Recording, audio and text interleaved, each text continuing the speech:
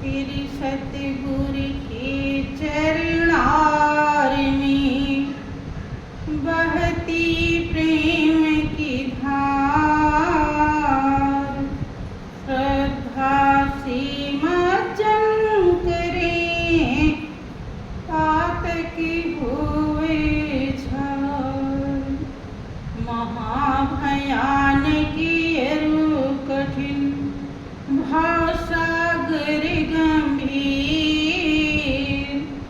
नाम जहाज बिठाए कर मेटे धन की पीर। शाश्वत सुख की खोज में भटके जीव दिन रैन, सतगुर की अनुकंपा बिन कबहु न पावे चैन। निस दिन जिनकी वंदना करती शीस महेश, सो निर्गुण सगुण भई हरने जगत कलेश।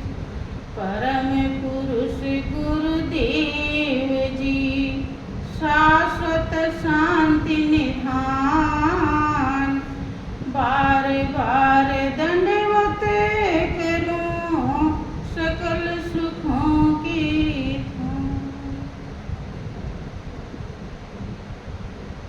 बोलिए प्रेम से श्री सद्गुरुदेव महाराज की, श्री सच्चिदानंद भगवान की, वृंदावन बिहारी लाल की जय।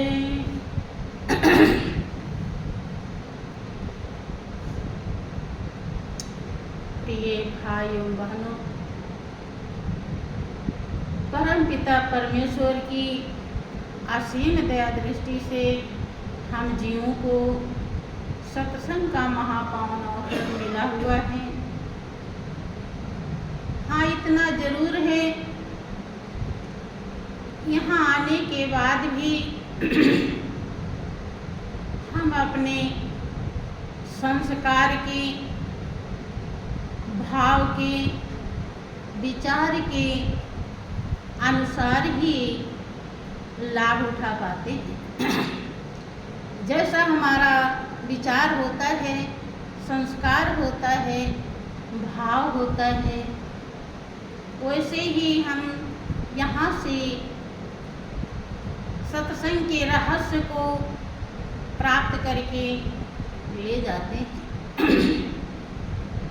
बहुत ही गौर करने की जरूरत है, ध्यान देने की आवश्यकता है, क्योंकि सत्संग की जो बाणी है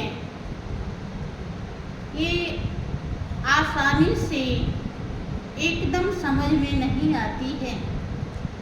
इसके लिए जब हम मन बुद्धि चित्त को लगा के सुनते हैं, ध्यान दे के सुनते हैं और फिर मनन करते हैं, फिर उसे धारण करते हैं, तब उसका हमें फल मिलता है।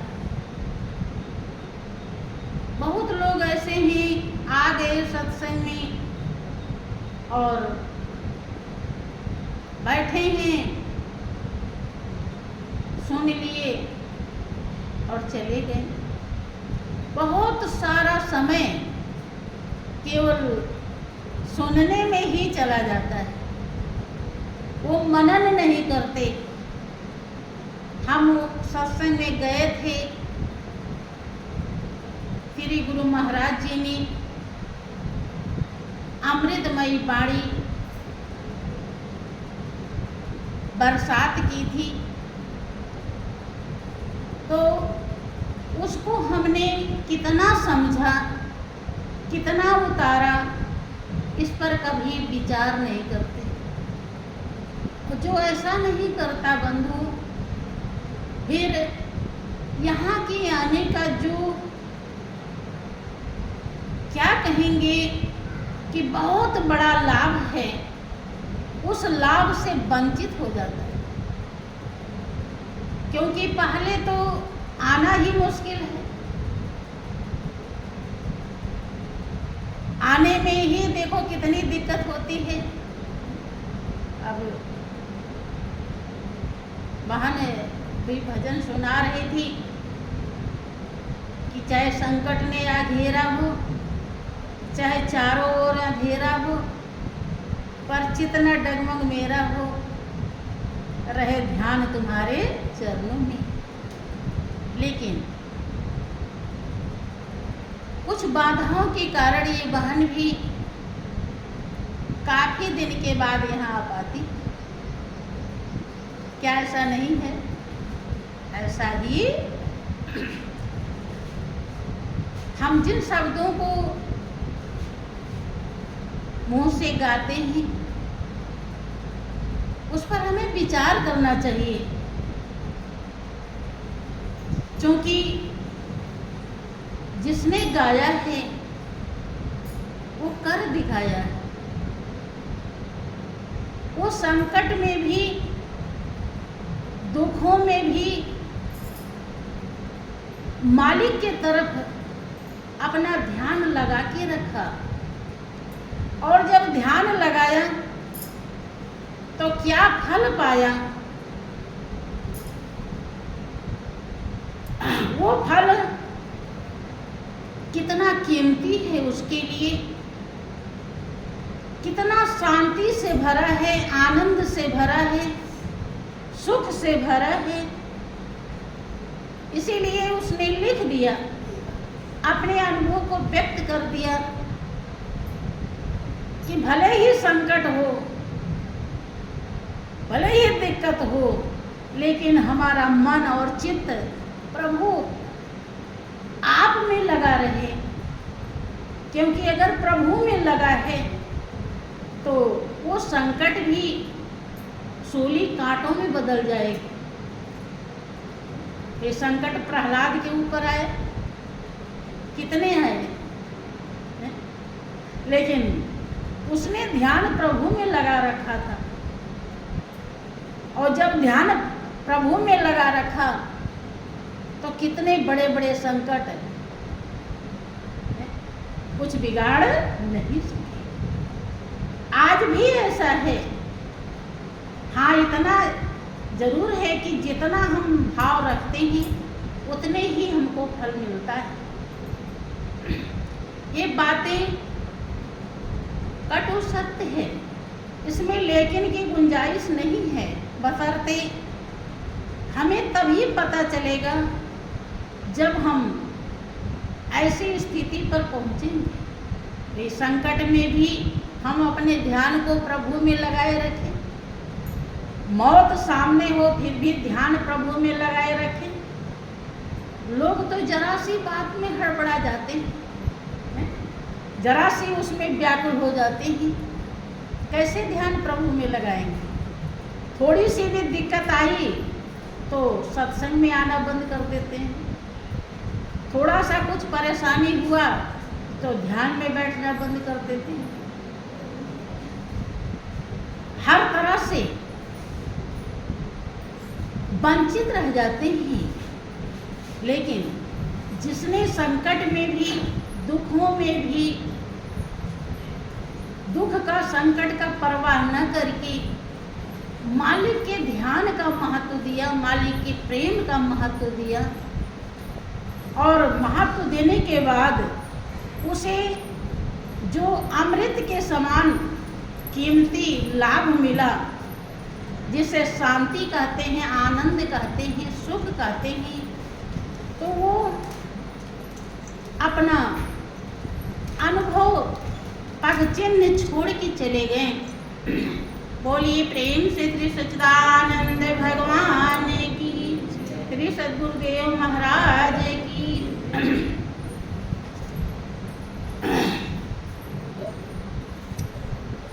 देखिए,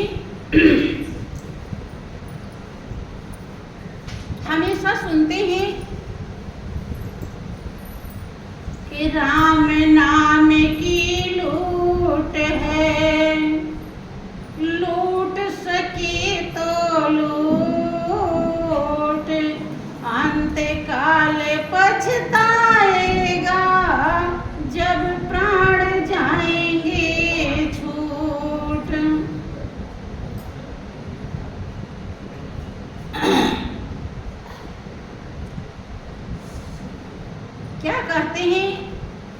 राम नाम की लूट है और लूट सके तो लूट। बंधु, ये दोहा आप लोगों ने बहुत बार सुना होगा। सोचते होंगे कि माता जी ऐसा क्यों सुना रही, तो बहुत सुने हैं, लेकिन फिर वही बात आ जाती है। दोहा क्या कहता है कि राम नाम की लूट है, लूट सके तो लूट। धीरे धीरे नहीं बटोरना है, धीरे धीरे इकट्ठा नहीं करना है, लूटना है। लूटने वाला धीरे धीरे करता है, कैसा करता है? बहुत जल्दी करता है। लेकिन जितने हमारे इतने प्रेमी भक्त बैठे हुए हैं, वो अपने दिल से पूछें कि क्या कभी हृदय ऐसा उत्साहित हुआ कि हम राम नाम को लूटें? अर्थात लूटने वाला कई कई बार ध्यान करता है। हाँ, ये छोटा सा बाबू बैठा है, इसे तो हम जरूर सुनते हैं कि ये 2-3 बार ध्यान में बैठ जाता है, आगे बैठा है। लेकिन और एकाध प्रेमी हैं जो 2-3 बार बैठते हैं, और नहीं तो सुबह को शाम को टाल देते हैं। सुबह ध्यान लगाना हुआ तो अब क्या करें, सुबह हो गया, उजाला हो गया, अब शाम रात में कर लेंगे, रात में थक गए तो अब सुबह कर लेंगे, बैठ भी गए तो 10-20 मिनट से ज़्यादा नहीं। क्या ऐसा नहीं है? हम कहीं झूठ तो नहीं कह रहे हैं। जबकि भाइयों बहनों, 10वां भाग आप के तन मन धन में धर्म का है, जो वास्तव में कर्तव्य में उतारने योग्य है, बहुत जरूरी है। अगर और ज्यादा नहीं तो 10वां भाग तो हमें दे ही देना चाहिए, कर्म में प्रेरित कर लेना चाहिए, हृदय में धारण कर लेना चाहिए। अब 2.5 घंटा लगभग होता है, 10वां भाग 2 घंटा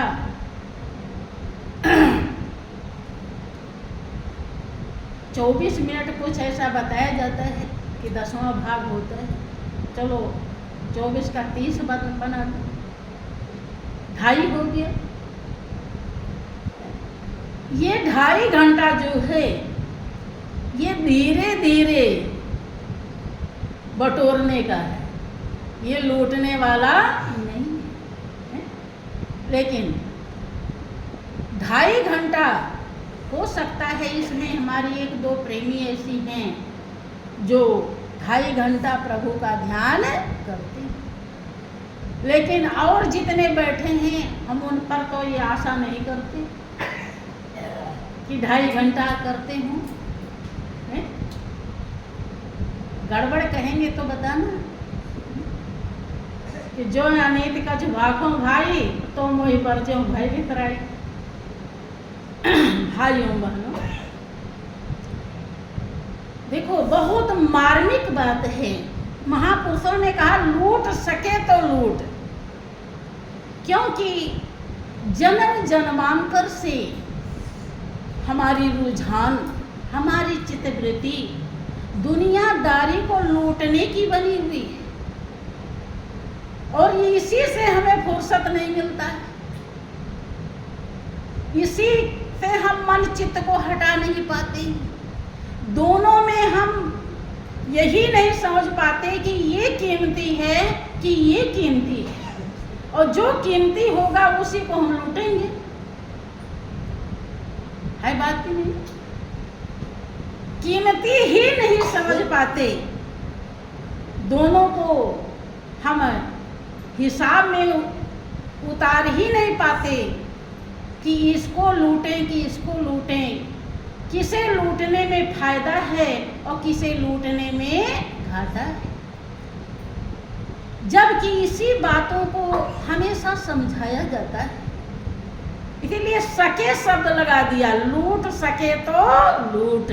चूंकि महापुरुष जानते हैं कि सब कुछ करना सहज है आपके लिए, लेकिन राम नाम को लूटना सहज नहीं, ये आसान नहीं। देखें, कहीं नहीं जाना, मंदिर में जाना है, ना कोई पूजा के स्थान पे जाना है, ना कोई पूजा की सामग्री लानी है, ना कोई धूप दीप आरती जलानी है, कुछ करनी है। केवल अपने ध्यान को उसमें जोड़ देना है, जो 24 घंटे निरंतर 24 आवर से चल रहा है। और इतना कीमती है, इतना कीमती है, कीमत समझी थी कबीर दास जी ने। तो उन्होंने अपने अनुभव को व्यक्त किया कि कहता हूँ कहे जात हूँ, कहे बजाऊं ढोल, और सांसा खाली जात है 3 लोक का मोल। उस नाम की कीमत कबीर दास जी ने जानी, उन्होंने लूटा है और दुनिया वालों को लूटने की सलाह दी है। कीमत समझाई कि अगर श्वास नाम के बिना खाली चला गया तो समझिए कि 3 लोक की दौलत देने के बाद भी भरपाई नहीं हो पाएगी। अब विचार कीजिए कि वो कितना कीमती है। लेकिन क्या ये बात गले के नीचे उतरी? अगर उतर जाती तो हम ज़्यादा संभालने की कोशिश करना चाहिए। हम कोशिश तो कर सकते हैं और ज़्यादा तो नहीं कुछ कर सकते हैं, लेकिन कोशिश तो कर सकते हैं। कर्म करने में हमारा अधिकार है, फल तो देने का मालिक को अधिकार है। लेकिन हम कर्म ही न करें। लोग कहते हैं कि कर्म ही पूजा है, लेकिन कौन सा कर्म पूजा है वो सतगुरु शरण में आने के बाद पता चलता है। उसे श्री गुरु महाराज जी दर्शाते हैं। और हम क्या करते हैं? ज्ञान हमको मिल गया, अब ज्ञान ले रखा है।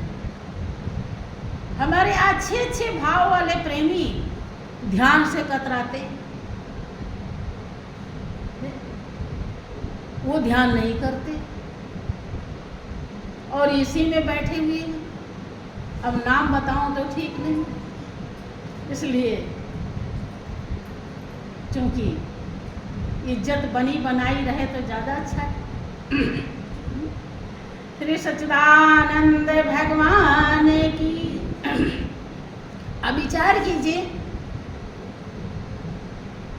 हम अपने इंद्रियों का हमें स्वाद लेना होता है तो दाल भी है, सब्जी भी है, हम चोखा चटनी अचार भी ले लेते हैं, जबकि खाली दाल से भी हमारा पेट भर सकता है।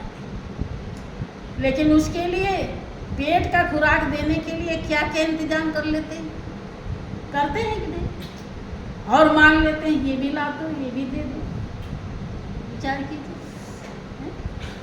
और गुरु महाराज जी ने वो स्वाद चखाई है जिसको चखने के बाद अगर सही में आपने चख लिया और उसका रस मिल गया तो वो रस किसी जन्म में भी सूखता नहीं, कम होता नहीं, और ऐसा नक्श लेकर चोटी तक रस भर देता है कि और किसी रस की जरूरत नहीं पड़ती। उस रस को ले लेता है, उसे 56 व्यंजन मिला तो भी ठीक है, और सूखी रोटी मिली तो भी ठीक है। वो अपनी इंद्रियों के अधीन नहीं रहता, वो मालिक की मर्जी पर खुश रहता है। वो जानता है कि मेरा मालिक मेरा बहुत बड़ा जिम्मेदार है, और जो कुछ भी मेरे लिए देगा वो अच्छा ही देगा, कभी वो बुरा कर नहीं सकता। उसी को प्रभु के ऊपर भरोसा होता है और लोगों को भरोसा नहीं। गुरु वचनों को, हमारी एक भजन बहन गाती थी कि गुरु वचनों को रखना संभाल के, एक एक वचन में गहरा राज है, और जिसने जानी है महिमा गुरुदेव की, उसका डूबा कभी ना जहाज। ये कटु सत्य है, इसमें लेकिन नहीं। हाँ, इतना जरूर है कि हम अपने हृदय से पूछें, हम अपने मन से पूछें कि क्या हमारे मन ने भी समझ लिया। ये बात किसने कही है? जिसने समझ लिया। और अगर आप नहीं समझ पाए हैं, हम देखते हैं कि गुरु महाराज जी ने वो ज्ञान दिया है कि आप जहाँ भी रहें, जिस समय भी रहें, जिस हाल में रहें, हर हाल में आप प्रभु का दर्शन पा सकते हैं।